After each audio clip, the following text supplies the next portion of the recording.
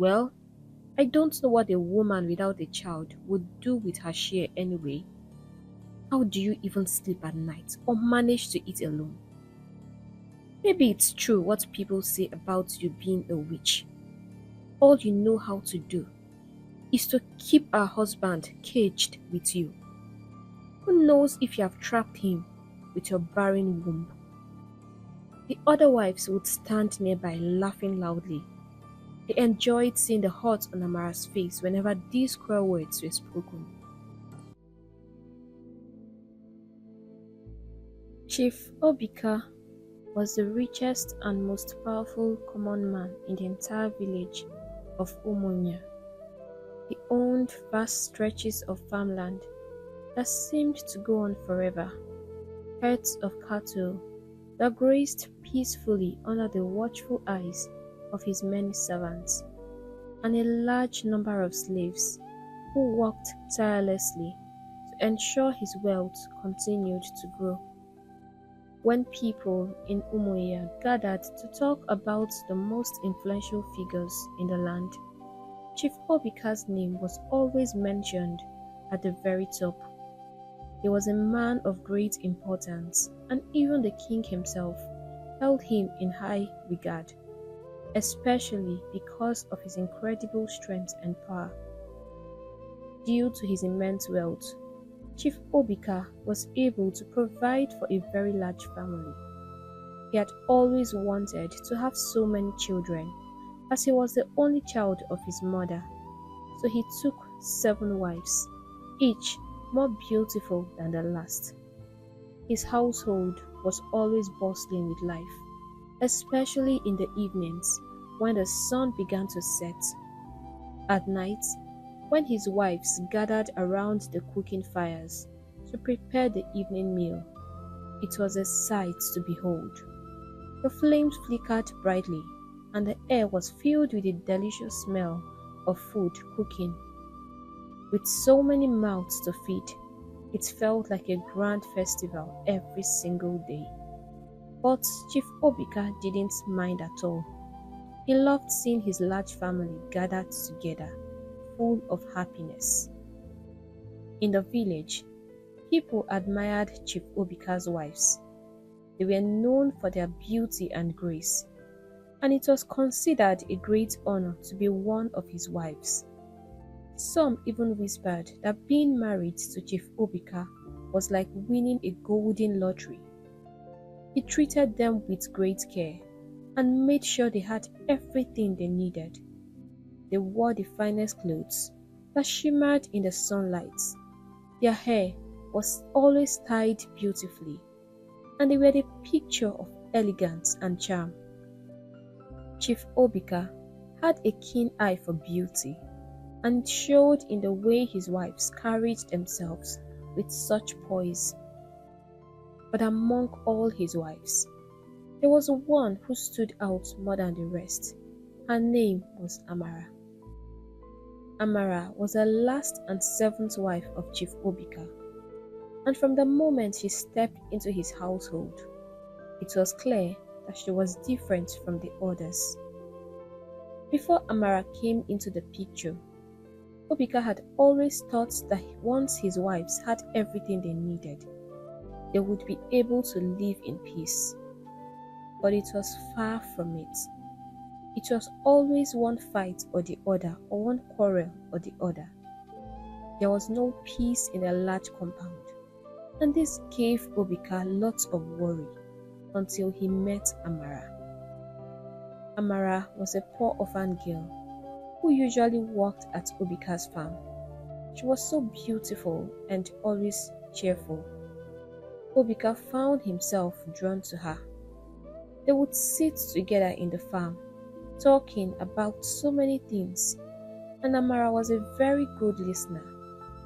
Sometimes she would cook and bring it to the farm for Obika to eat, and she also respected him so much. Soon, Obika's relationship with Amara blossomed. He was so comfortable with her that he could tell her anything, including his deepest pains and worries. And Amara just knew the right way to make him feel happy.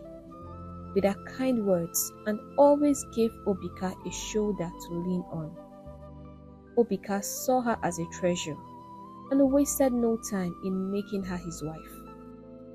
She quickly became Obika's favorite, and it wasn't long before everyone in the village noticed just how much he adored her.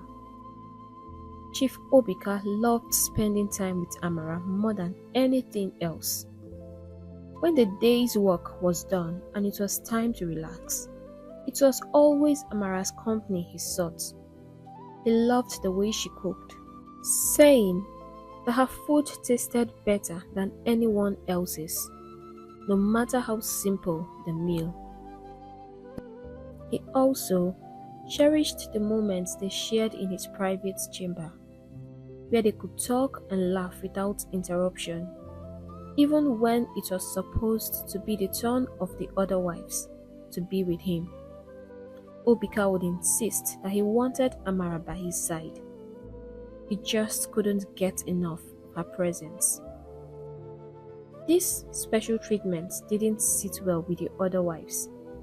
They began to feel the sting of jealousy deep in their hearts, and this jealousy drew them closer together, even though they usually quarreled and competed with each other. Now, they shared a common enemy, Amara. They couldn't understand what made her so special. They would often gather in small groups, whispering and gossiping late into the nights. What does she have that we don't? They would ask each other, their voices filled with bitterness.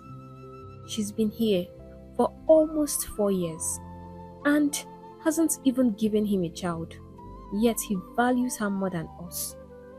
Are you sure she didn't charm him? Their jealousy grew stronger each day, fueling their resentment towards Amara. Even though they secretly didn't like each other, they united in their dislike for Amara.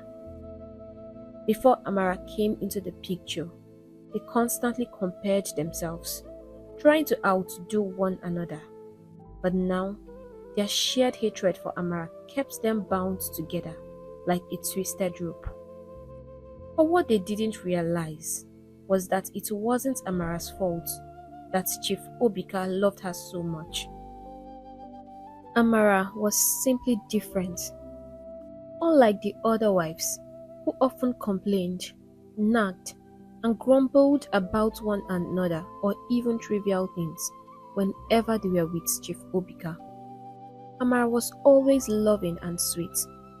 She brought peace and comfort to Chief Obika, something he treasured more than anything else, and Obika cherished her above all the others.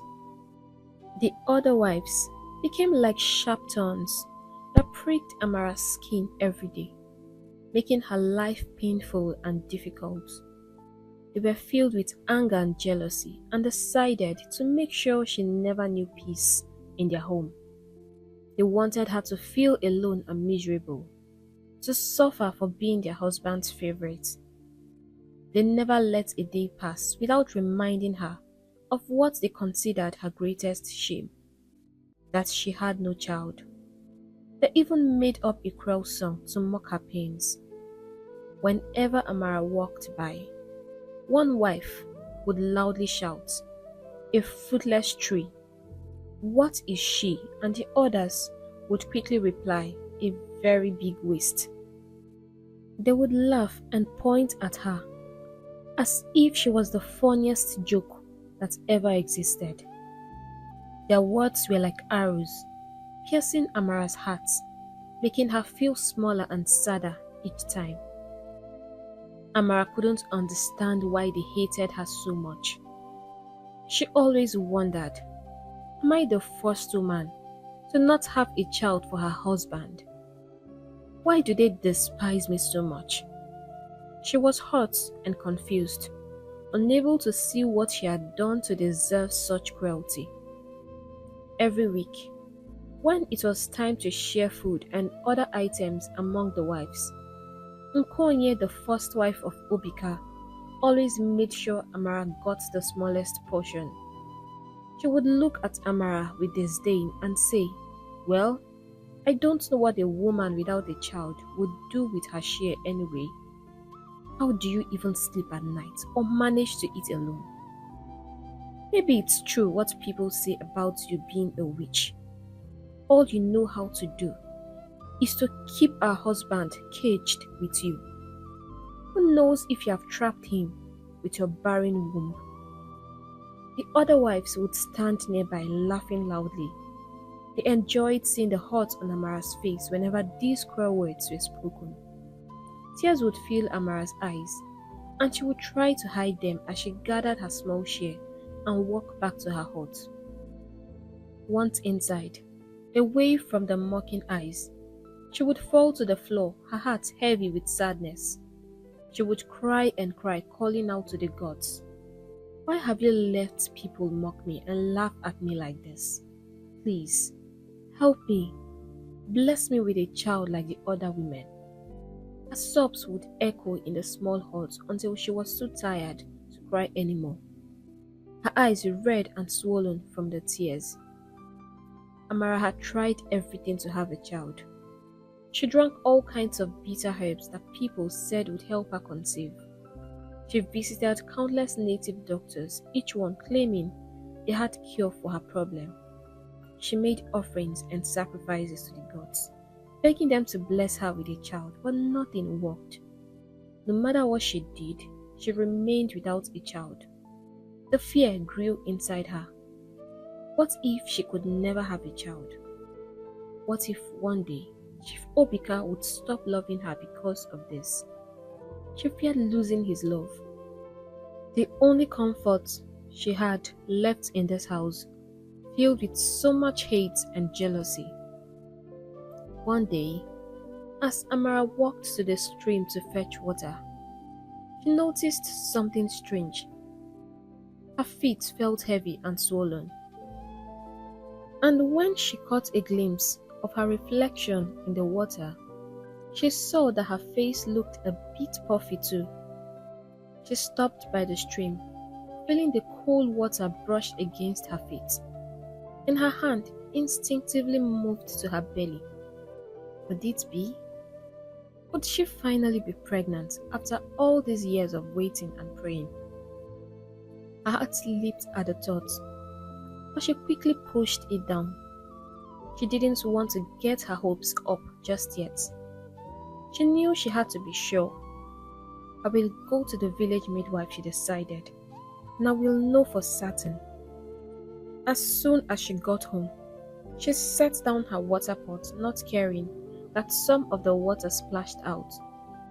She wasted no time and hurried to the midwife's house, her heart pounding like a drum in her chest.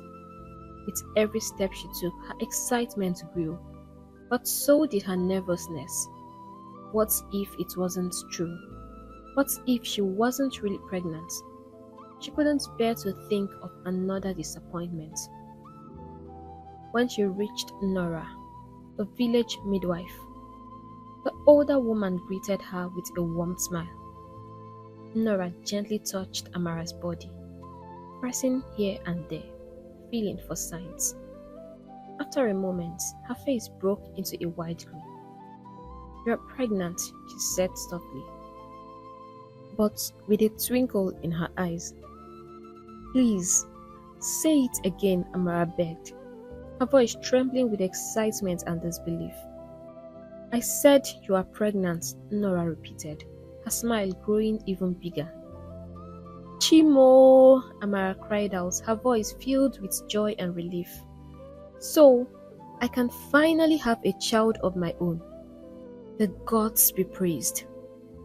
Overcome with happiness, she grabbed Nora's hands, and together they did a small dance in front of the midwife's hut, their laughter echoing through the village.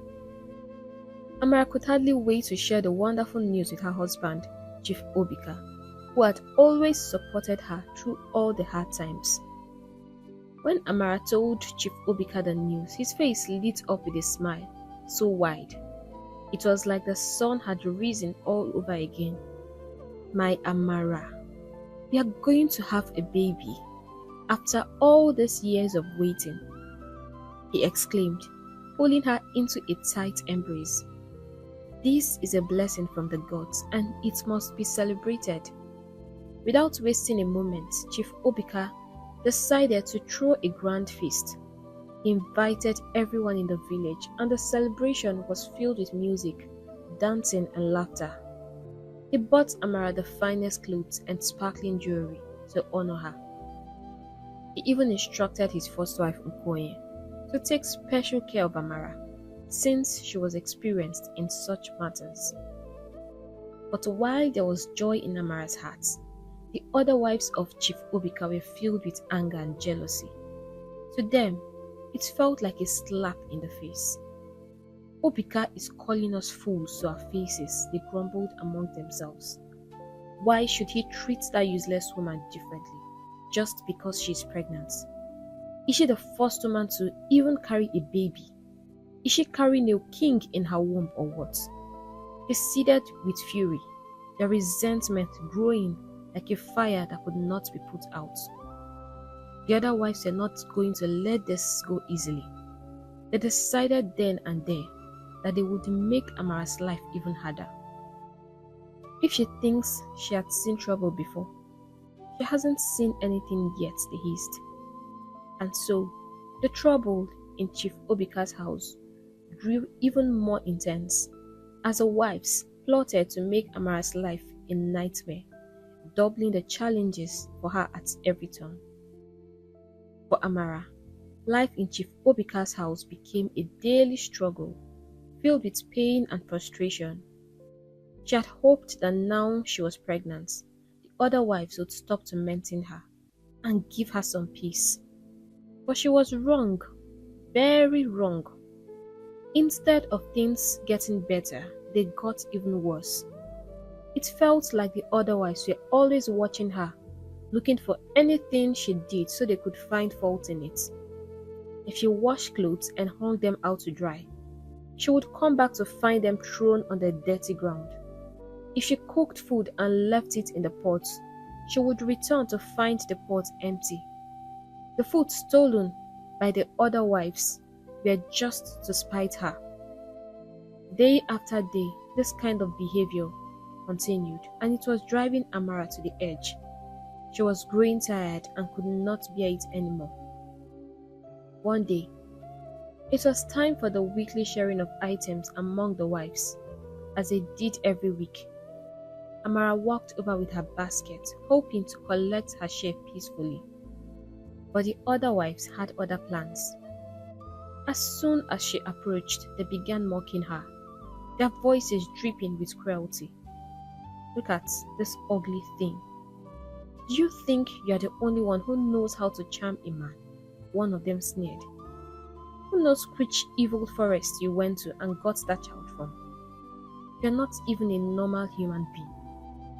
The word stung, but Amara kept her lips sealed. She stood quietly holding her baskets, waiting for her turn. But they were not finished with her yet.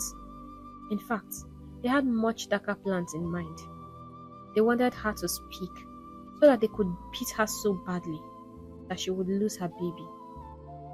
Which, another wife spat out. That's how you killed your parents at birth. Your child will kill you just like you killed your parents. Amara could no longer stay silent. She could feel her anger rising like a wave. The gods forbid it, she shouted back. I did not kill my parents, and my child will not kill me. Nothing will happen to me or my child. The wives burst into mocking laughter. So the witch can talk after all, one of them jeered. I said what I said. Your child will kill you like you killed your parents.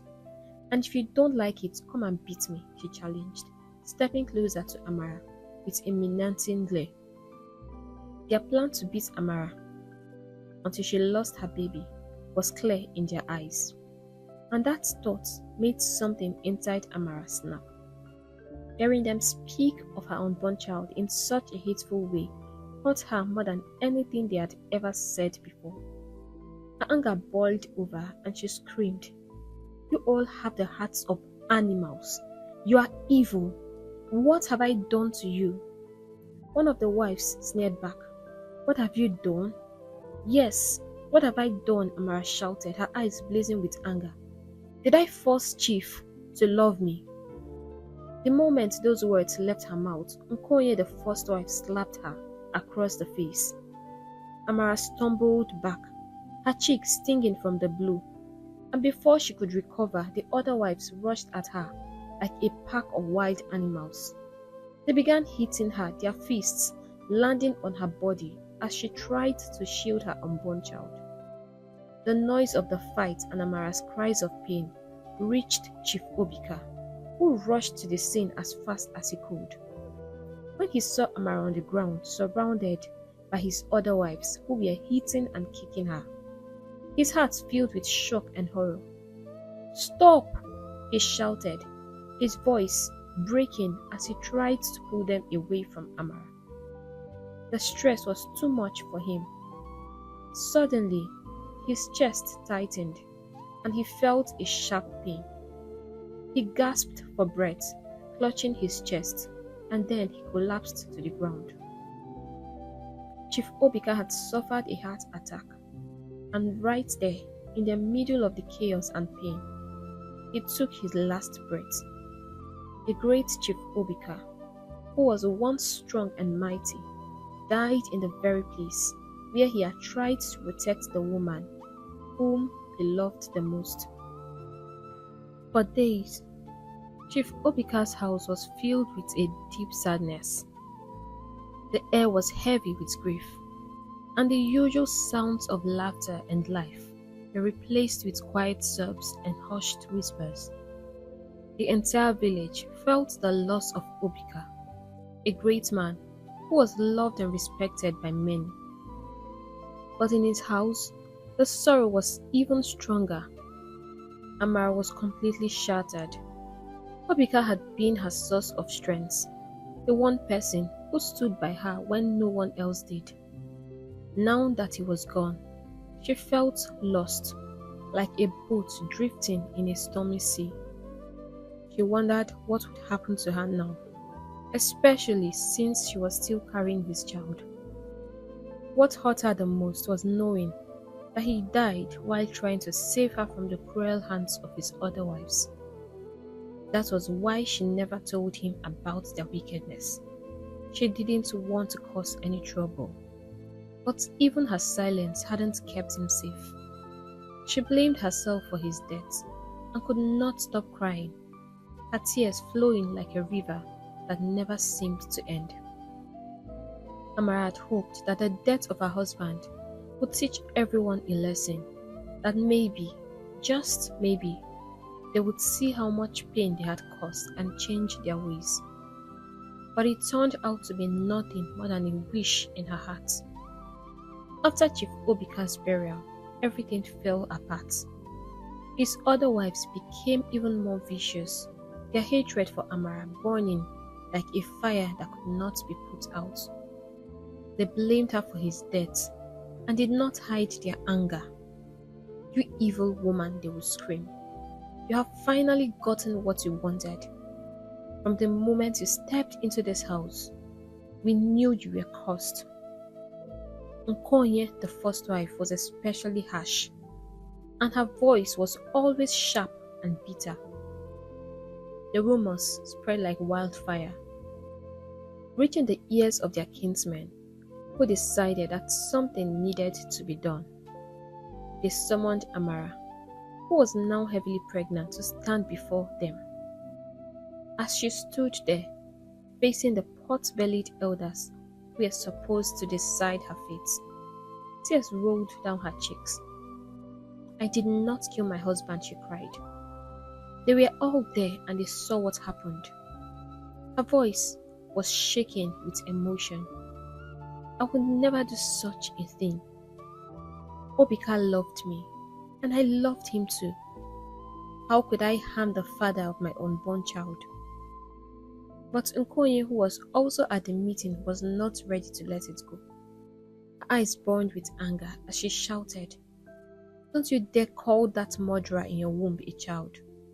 Her voice was filled with venom. Didn't I tell you all? I told you that she and her child are nothing but a bundle of misfortune. The baby isn't even born yet, and she's already killing people. She killed my husband, my loving husband. Hey, Obimo. Nkonye broke into a loud wail, her body shaking with pretend grief, while the elders watched in confusion, unsure of what to believe. After a long silence, one of the elders, his face lined with age and worry, finally spoke. You all can go back to your houses while we think of what next to do. Amara has said she didn't kill him, and she is pregnant. We do not want to put her through much stress at this time. Nkoye was furious as she stormed back to her house. Her face was red with rage, her lips pressed into a thin line. How would they believe Amara over me, the first wife? She muttered to herself. That woman is something else. She just knows how to fool everyone, making them think she's innocent. But Nkoye was not one to give up easily. There are many ways to kill a rat, she thought darkly, and I have no plans of making this easy for her. She was already planning her next move, determined to make Amara's life even harder than it already was. A few days passed, and then, one dark and quiet night, Amara felt the sharp pains of labor group. It was her first child, and the pain was unlike anything she had ever felt before, like a fire burning inside her. She cried out, her voice trembling with fear and agony, hoping someone would hear her and come to help. Her cries grew louder and louder, filling the night air, but still no one came. She was all alone, struggling with the pain that seemed to rip through her body. Her baby was coming, and she could feel it, but there was no one to help her bring it safely into the world. She could hardly catch her breath, and a deep fear settled in her heart. What if she lost her baby? What if she couldn't make it through this on her own? Suddenly, the door to her small hut burst open, and there stood Nkoye, her face twisted with anger. Why are you disturbing the neighborhood at this ungodly hour? She sneered, her eyes cold as she watched Amara struggling on the floor, drenched in sweat and tears.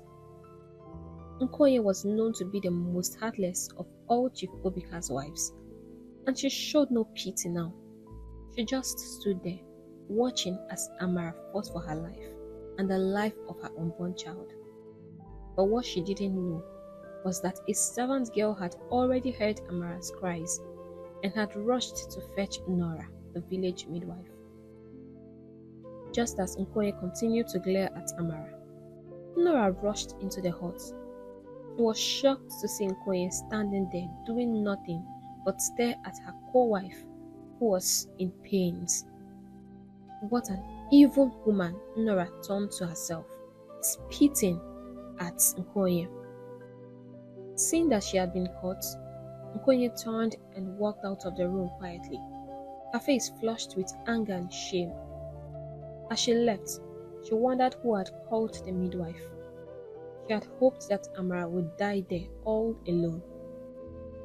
A few hours later, with Nora's help, Amara gave birth to her child. The baby was small and weak, but it was alive.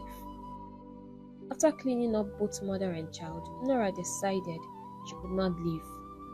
She saw the rough and uncaring way Amara was being treated and feared that the other wives might even try to poison her and her unborn baby. What shocked Nora the most was how cold the other wives were. Not a single one of them came to congratulate Amara on the birth of her baby. They didn't even glance in her direction. They walked past her hut as if nothing had happened, ignoring her entirely. Nora's heart ached at this sight. She knew that in a house with many wives there was always some trouble, But this level of heartlessness was beyond anything she had ever seen. She had seen quarrels and jealousy before, but never this kind of cruelty. She knew that Amara was a kind and gentle woman who did not deserve such treatment. So, for weeks, Nora stayed by Amara's side. She cooked warm meals for her and her baby, cleaned the small hut, and made sure Amara was comfortable until she was strong enough to take care of herself again. Nora could not bear to see such goodness mistreated, and she vowed to be there for Amara no matter what the other wives did or said. Finally, the day came when Nora had to leave. She had stayed with Amara as long as she could, helping her recover and caring for her baby. But she had many other duties and people who needed her help. Amara was sad to see her go, but she understood. After Nora left, Amara found herself thinking more about her husband, Chief Obika. His sudden death was a heavy blow that left a deep scar on her heart. But there was one thing that gave her comfort. She had given birth to a beautiful daughter before he passed away. Her little girl was the only bright light in her dark world, and every time she looked at her, Amara felt a small spark of hope. No matter what cruelty or hardship she faced in Obika's household, the love she had for her daughter kept her moving forward. 3 months after Obika's death, his family called a big meeting. The elders of the family were gathering to share Obika's properties, and this was always handled by the eldest man in the family. Amara attended the meeting holding her daughter close. As she looked around, she noticed Nkoye, the first one, grinning from ear to ear as she sat beside the eldest man in the family. Something about the way she smiled didn't feel right. Rumors have it that ever since Chief died, Nkoye has been sleeping with Mazinduka, but she has never caught them red-handed, so she just pushed it off her mind. But her heart kept beating faster. She could sense trouble brewing, but didn't know exactly what it was. The meeting began, and the elders started dividing Obika's wealth among his wives and children. Amara sat quietly, listening carefully to everything being said. With such a large family, it took a long time to go through all of Obika's possessions, his lands, his cattle, his treasures. One by one, names were called, and properties were given out. But as the meeting drew to a close, Amara realized something troubling. Her name had not been mentioned at all. She had not been given anything, not a single thing. She felt her chest tighten with pain and confusion. Summoning her courage, she raised her hand and stood up, her voice trembling. "Greetings, Nai," she said, trying to keep her voice steady. "I have listened carefully to how Obika's wealth has been shared, but I noticed that nothing was given to me, not even for my daughter." She tried to hold back tears, hoping that maybe they had just forgotten. Nkoye was quick to respond, her voice dripping with sarcasm. "Daughter, you say? The same daughter who killed her father," she mocked, looking around as if expecting everyone to agree with her. Amara's heart pounded with anger and hurt. "What are you saying?" she asked, her voice rising in frustration. "You see," Nkoye continued, pretending to wipe away tears that weren't there. "I told you all that this woman lacks respect. But it's fine, let her talk." One of the elders who had been watching quietly spoke up, his tone calm but firm. "Well, Amara, we had a meeting with the first 3 wives of Obika before this gathering. It was decided that any wife who did not bear a son for Obika would not receive any share of his wealth. A girl child has no right to inherit from her father's house. Her place is in her husband's house." Amara's eyes filled with tears. She felt a wave of helplessness wash over her. Probably, the rumors could be true. This was why Nkonye had been sleeping with Mazinduka, so she could control them. Then, where is my share in my husband's house? She cried. How do I take care of my child? This is so unfair. Obika's second wife Ojigo snapped back, her face stern. Your share in your husband's house is your heart and your space. You should be grateful we aren't throwing you out.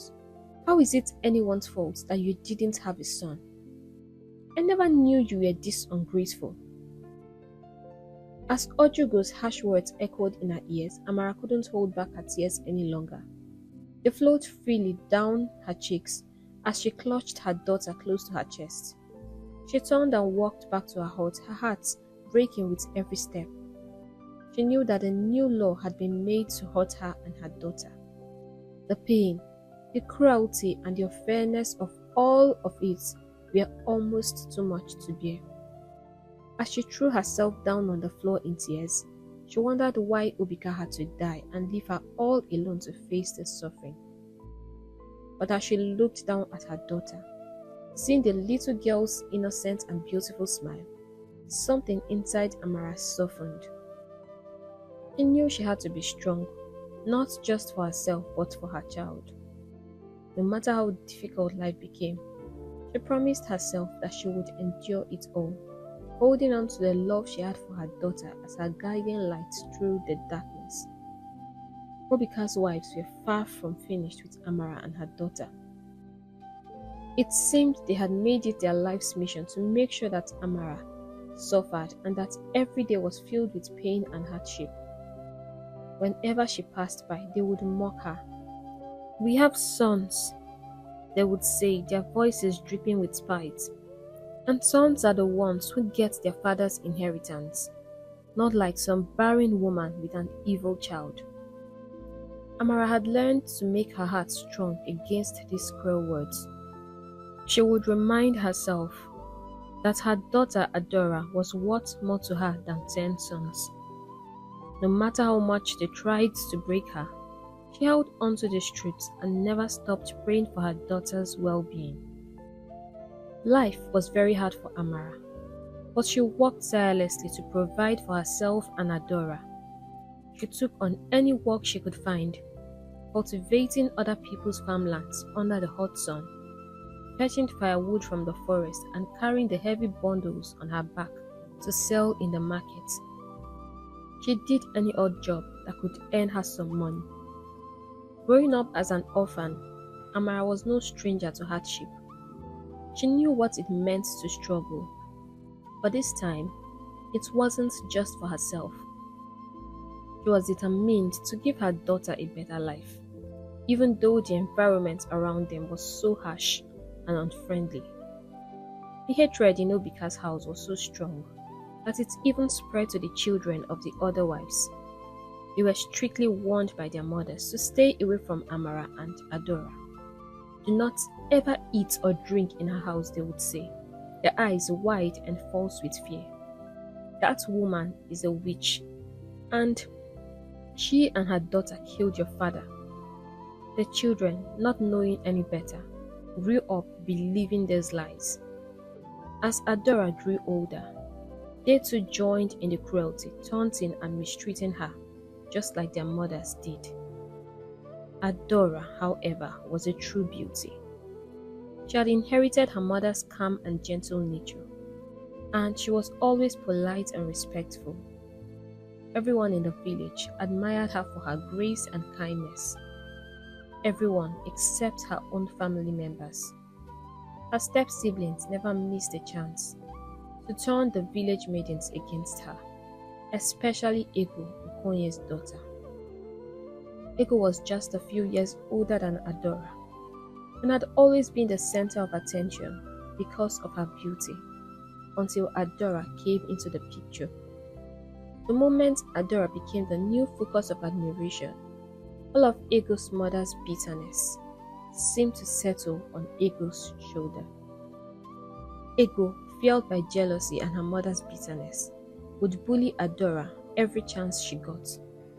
Sometimes she would even gather a group of girls to gang up on Adora and beat her up for no reason, which they would shout, their voices filled with spite. These cruel words and actions made Adora feel very lonely and sad. She often felt like she had no friends and no one to turn to. But Adora loved her mother deeply and didn't want to add to her worries, so she kept all the pain and sadness to herself, hiding it away so her mother wouldn't know how much she was hurting. She loved going to the stream to fetch water whenever there was no one at the stream. This she did to avoid the troubles of the village girls. Many years went by, and Adora grew into a very beautiful young maiden. She was a happy girl, and her bright smile was a light that kept her mother's heart warm. Everyone in the village admired how she always stood by her mother, never letting her feel alone. Adora was always there to help with chores and daily tasks, making sure her mother didn't have to struggle by herself. Even though she didn't have the finest clothes or fanciest things, like some of the other girls, Adora was content and cheerful. Her happiness came from the love she shared with her mother and the simple joys of life. One evening, as Amara and Adora were enjoying a quiet dinner together, the peaceful night was interrupted by a loud, clear sound of a gong. It was a town crier, his deep voice booming across the village as he summoned all the young maidens to the palace. "The king has an important announcement for you," he called out, his voice echoing in the distance. Amara and Adora looked at each other, curiosity filling their eyes. What could the king possibly have to say to the maidens? Adora wondered aloud. Could it be that the king wants to take a new wife? His wife died 12 years ago after all, she guessed. Amara smiled and said, "We will find out tomorrow, my dear." The next evening, the entire village was bustling with excitement. Young maidens filled the streets, walking in pairs and chatting eagerly. Their faces were lit up with joy as they shared the thrilling news. The prince was looking for a wife. The village had been quiet for so long, and this announcement filled the air with new energy. The prince, who had been lonely and sad for the past 12 years since his mother died, had never found happiness again. Even after traveling abroad to study and returning home, he remained withdrawn and serious, never showing even the smallest hint of a smile. The king worried about his son. Then he decided to call all the maidens of the village to the palace. The challenge was simple. Any maiden who could make the prince laugh and bring him joy within 3 days would become the new queen. It was an exciting moment, and every young maiden believed she could be the one to win the prince's heart.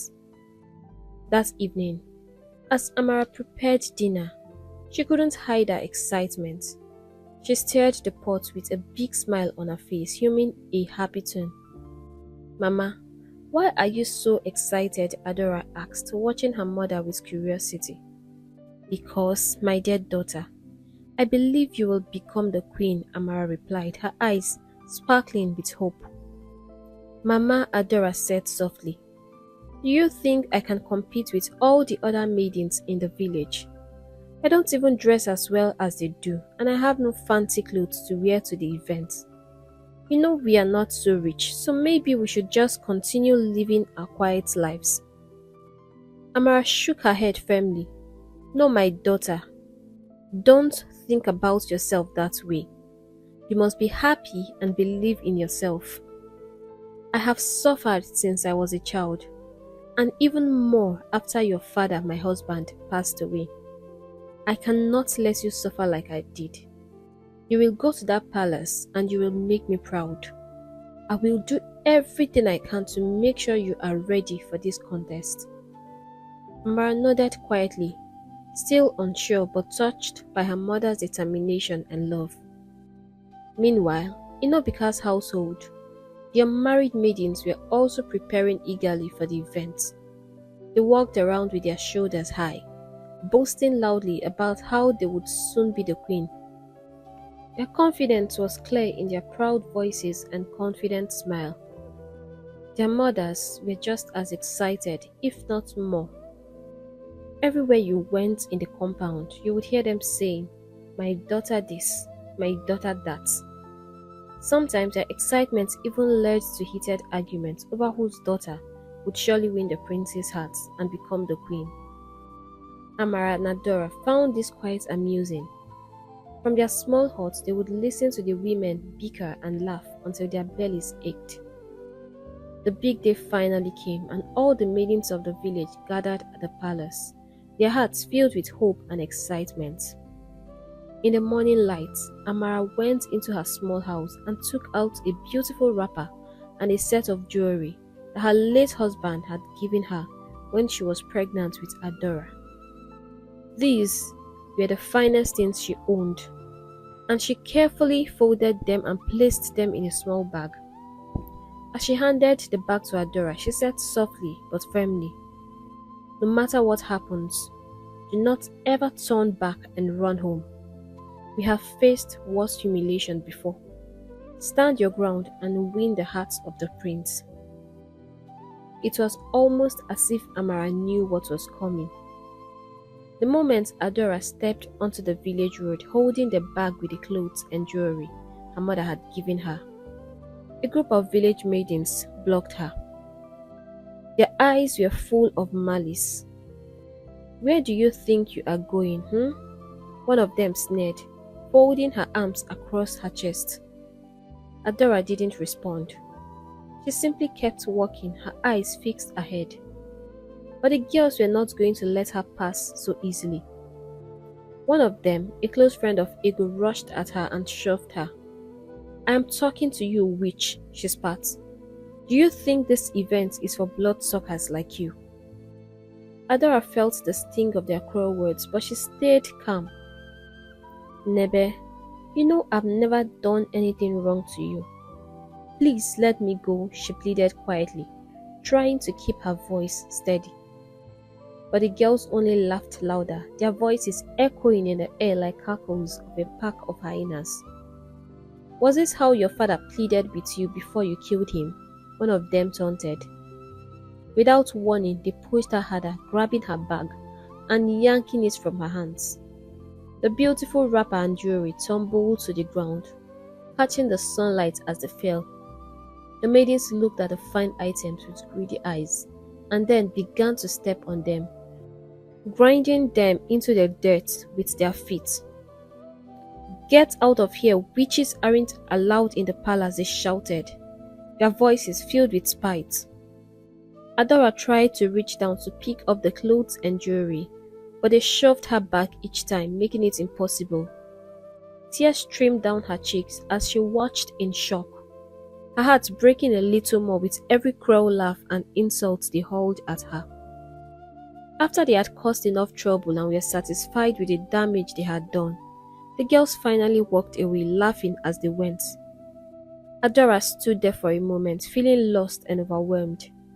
She looked down at the ruined clothes and jewelry, the precious gifts from her mother. She felt like giving up, like going back, but then she remembered her mother's words, "Never turn back, no matter what."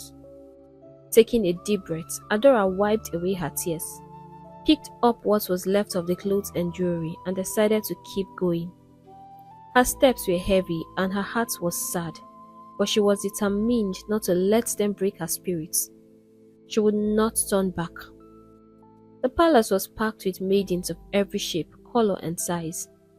It seemed like the whole village had gathered there, and the usually vast palace compound felt small and crowded. Adora looked around at all the girls and began to doubt whether coming here was a good idea. How can the prince possibly notice all these girls? She wondered, feeling a knot form in her stomach. Soon, One of the palace servants announced that all the maidens were to dress up and stand in line. The chief servant would go round and pick out the most beautiful, as there were just too many of them. Hearing this, Adora began to panic. Her heart raced and her hands trembled. What was she going to do? The only decent clothes she had were ruined. She had done all this for her mother, and now it seemed like all their hopes were slipping away. She felt tears pricking her eyes at the thought of returning home, not even getting a chance to try to be queen. As Adora stood there trying to calm herself, she felt a rough hand pull her. It was Ego, her stepsister, with two of her friends by her side. They dragged her into the palace garden, a quiet hidden corner, away from the main crowd. "So, after everything, you still dared to come here?" Ego mocked her, her voice sharp and cruel. "Do you have any shame at all?" Her friends snickered, joining in the taunts.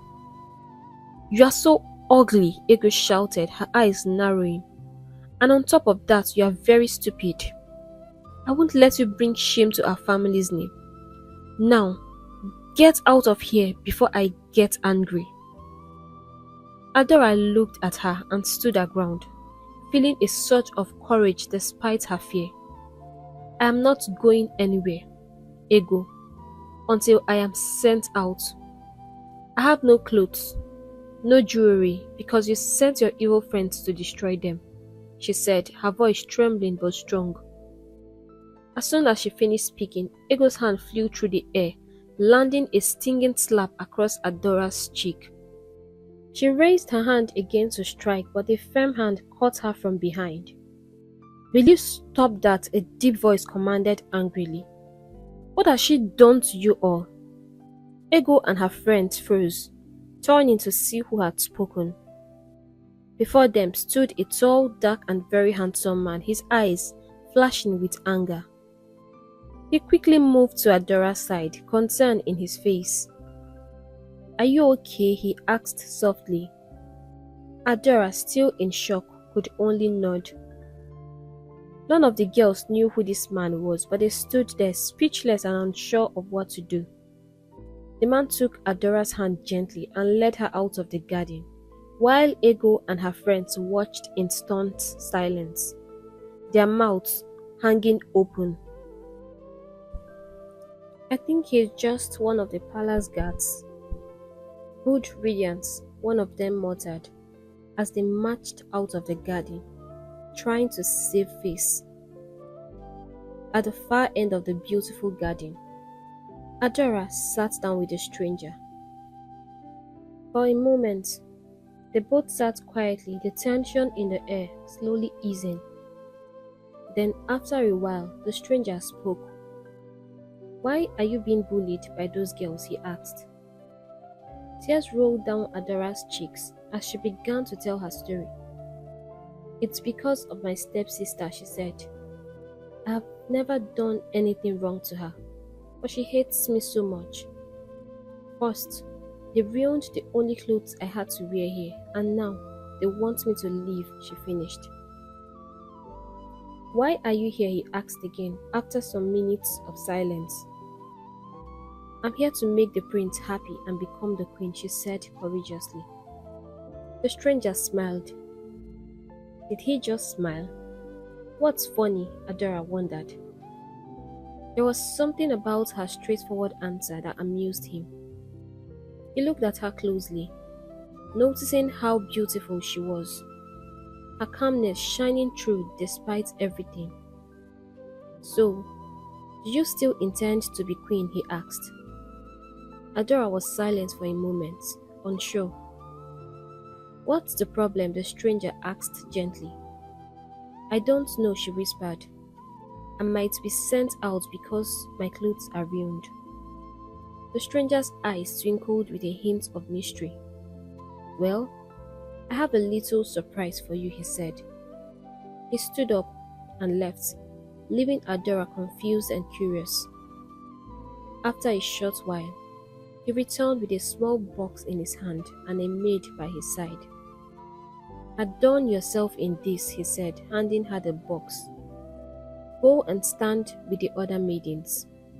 And remember, don't leave here without becoming the queen." He smiled at her again, his smile warm and encouraging. Overwhelmed with gratitude, Adora fell to the ground, thanking him over and over again. But he gently lifted her up and vanished, leaving her standing there with new hope blossoming in her heart. Ego was stunned when she saw Adora step out of the chamber. Adora's clothes sparkled in the sunlight, and she looked more beautiful than anyone could have imagined. Her simple but elegant attire flowed gracefully around her, and the jewelry added a touch of brightness that made her glow. Ego couldn't stop wondering where Adora had gotten such a beautiful outfit. It didn't make sense. Just hours ago, she and her friends had ruined the beautiful clothes that her mother had given to her. How could this be? The question spun around in Ego's mind, making her even more curious. Soon, the chief servant announced the names of the 20 maidens who were selected to stay in the palace, and both Ego and Adora were among them. Ego's face turned red with anger, her blood boiling inside her. She could hardly believe it. She had hoped that Adora would be sent away, humiliated, but instead she was standing there, looking more beautiful and confident than ever. The truth was, Ego was afraid of Adora. She knew Adora was more beautiful, calm and likable. People naturally felt drawn to her. Ego feared that with Adora around, her chances of winning the prince's heart would slip away. This fear turned her jealousy into burning hatred. The first task in the competition was announced. They were to cook a meal, and the prince himself would taste their dishes the next day. They say the way to a man's heart is through his stomach, the chief servant explained with a smile. That night, Adora sneaked back to the garden. She was wandering, trying to see if she could see the stranger again. She wanted to share the good news with him, that she was chosen. As she walked through the garden searching for him, suddenly she heard a voice. "Are you looking for something?" the voice asked. Adora turned and her eyes met with the stranger's. She was shocked and began to stammer. Em. She turned and almost took to her heels, but he caught her back. "You came to see me?" he asked, a smile playing across his lips. "No," Adora almost screamed. Standing by this man was making her heart pound, and she didn't know why. "I came to say thank you to you. I was selected," she finally managed to say. He could see how shy she was, but something just keeps drawing him to her. "Please, sit here with me for a while." She looked around. She really wanted to stay, but somehow she was scared of what would happen if she was caught with this stranger. She would be sent back and her mother would be so disappointed. She reminded herself that she was here for the prince. "I'm sorry, but I can't stay back. I need to leave before I am caught." "Why?" "Because you are here for the prince." "Yes," she replied, facing the ground. "I'll protect you," she said, "and no one would see us." After a while, Adora decided to stay. They both sat in the garden, silently watching the stars for a while. Adora was not comfortable with the silence and decided to speak. "Where did you get those beautiful clothes from?" she asked. He was silent, as if thinking if he should respond or not. "They belong to my mother," he finally said, "but she's never worn them," he added. Adora just nodded, wondering why he would give her what belonged to his mother. And who was he, she wondered. This opened doors for more conversations, and the stranger wanted to know more about her. He felt sad when he heard her story, and soon they found themselves cracking jokes and laughing together. It was the best moment of Adora's life, as she had grown up without any friend, except for her mother. As the night grew deeper and darker, they knew they had to retire to bed, even though they still longed for each other's company.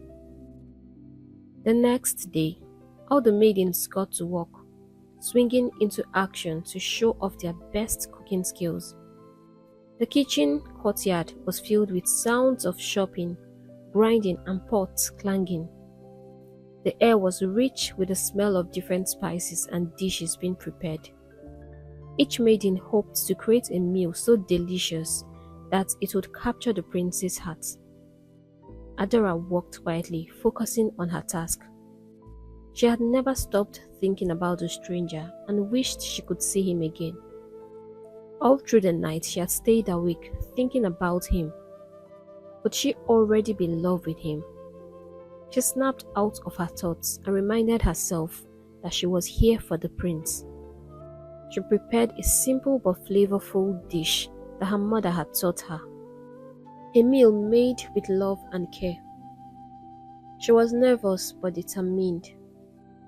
She felt her mother's spirit guiding her and prayed that her efforts would be enough. After the cooking was done, the maidens were told to line up, their dishes laid out on the long tables.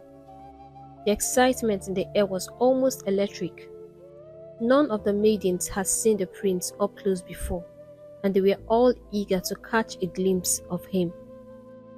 Rumors had spread that the prince was very handsome, but no one knew for sure. As the prince finally stepped out, Adora felt her heart skip a beat and her breath almost stopped. The other maidens gasped in shock. Standing before them was the same man who had caught Ego and her friends bullying Adora in the garden. The same stranger Adora had spent her night chatting with.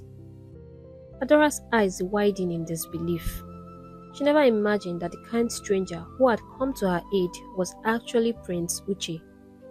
She had thought the prince would be a sadist, looking for a maiden to add spice to his life.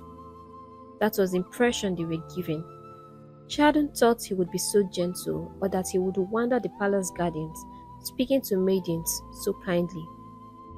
As Prince Uche took his seat, he kept his gaze fixed on Adora. His eyes never left her, and a soft smile played on his lips.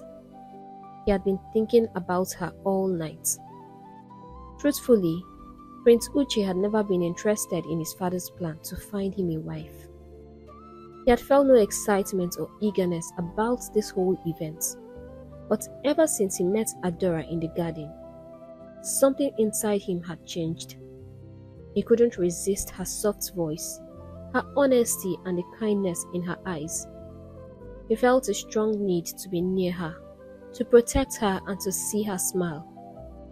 All the hardness in his heart seemed to melt away the moment he saw her. And after spending time with her the night before, he never wished to stop seeing her.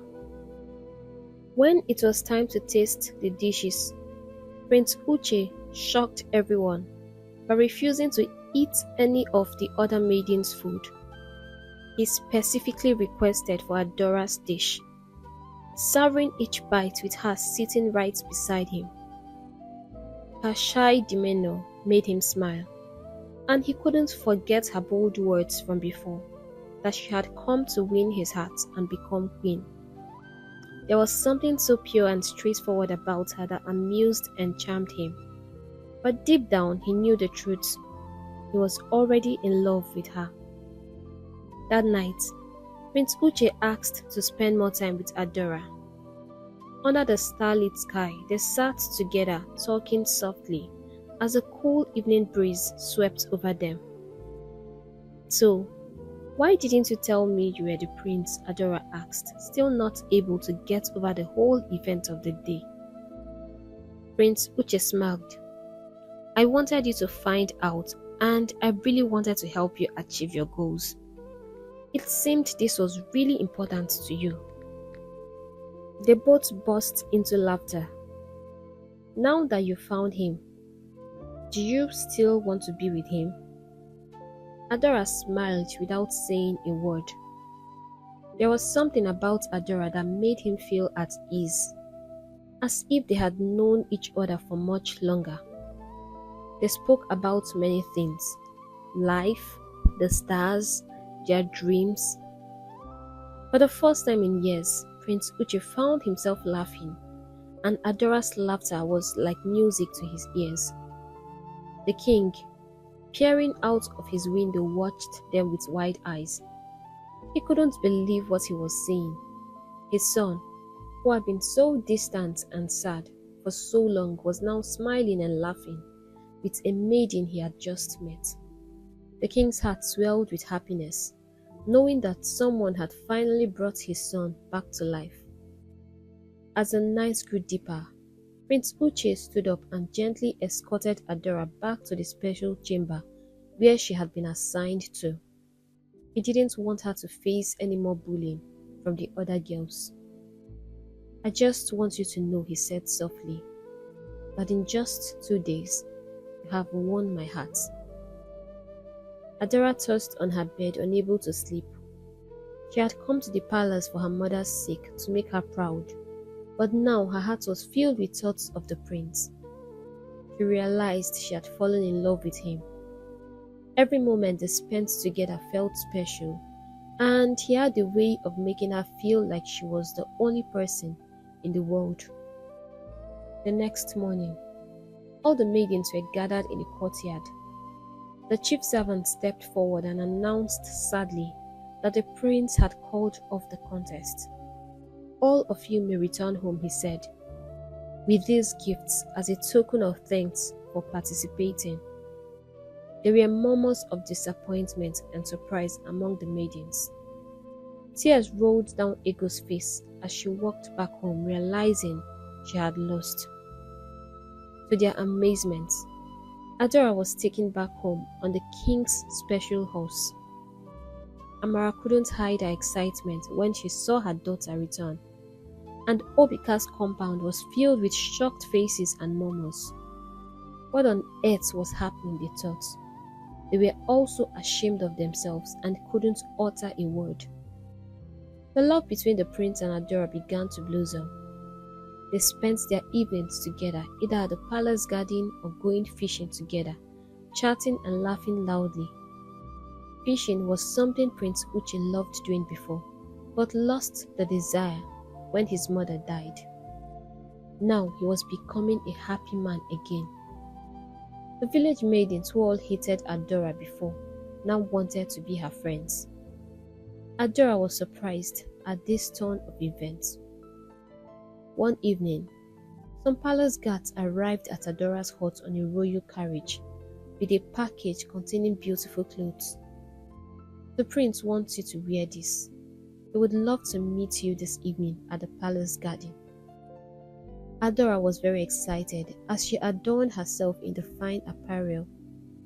She joined the royal carriage as she left for the palace with Obika's wives gaping at her in shock. When the prince saw her, his face brightened. She looked so beautiful that he just couldn't take his eyes off her. He had prepared a special meal and had invited her to dine with him. They both ate and laughed, enjoying the meal and their company. Finally, after they were done eating, the prince went on his knee. "Adora," he called, his voice filled with warmth. "You've been the missing light in my life all these years.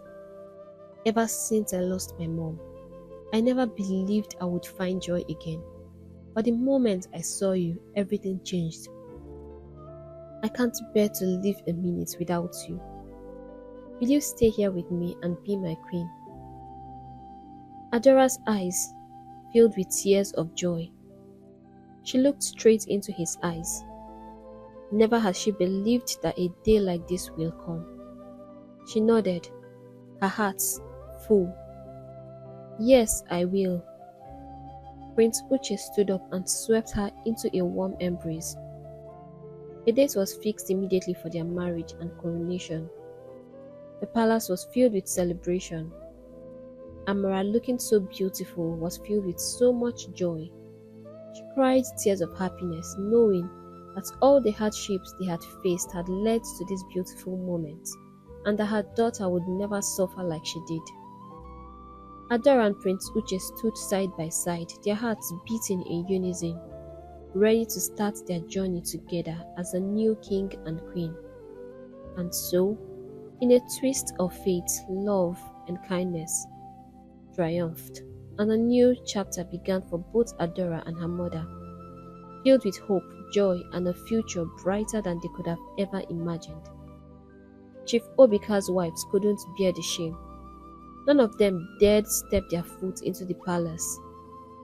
They all regretted all they had done, and they blamed Nkoye for turning them against Amara, who was now a queen mother. Adora took her mother to live with her in the palace, and Amara grew old as a very happy woman. Hey besties, thank you for watching this story, and I hope you enjoyed it as much as I enjoyed making it. I would like you to share your comments, and if you are yet to subscribe to our YouTube channel, do not skip this video without hitting the subscribe button and turn on the notification bell so that you get notified whenever we post new stories. Thank you for your support and your encouraging words. It means a lot to me. Right now, I'll have to go and see you in our next story. Bye!